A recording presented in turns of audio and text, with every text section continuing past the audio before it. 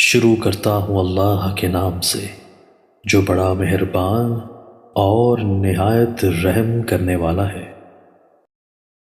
سیدنا ابو ہریرہ رضی اللہ عنہ بیان کرتے ہیں کہ رسول اللہ صلی اللہ علیہ وآلہ وسلم نے فرمایا، آدمی کی جماعت کے ساتھ نماز اس کی گھر والی اور بازار والی نماز سے 25-26 گنا زیادہ ہوتی ہے، اور وہ اس کے لیے کہ جب تم میں سے کوئی وضو کرتا ہے اور اچھی طرح وضو کرتا ہے پھر وہ مسجد میں آتا ہے، اس کا نماز کے علاوہ اور کوئی ارادہ نہ ہوتا ہو،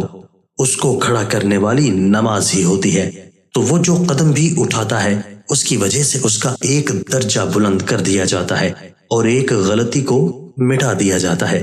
حتیٰ کہ وہ مسجد میں داخل ہو جاتا ہے۔ جب وہ مسجد میں داخل ہو جاتا ہے تو وہ نماز میں ہی رہتا ہے جب تک نماز اس کو مسجد میں روکے رکھتی ہے، اور جب تک آدمی اس جگہ میں رہتا ہے جس میں اس نے نماز پڑھی ہوتی ہے تو فرشتے اس کے لیے دعا کرتے ہوئے یوں کہتے ہیں، اے اللہ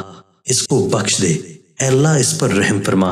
اے اللہ اس کی توبہ قبول کر۔ دعا کا یہ سلسلہ جاری رہتا ہے جب تک وہ شخص کسی کو تکلیف نہیں دیتا یا جب تک بے وضو نہیں ہو جاتا۔ دوستو، اللہ تعالی ہمیں ان احادیث مبارکہ پر عمل کرنے اور اپنی زندگیوں کو سنوارنے کی توفیق عطا فرمائے۔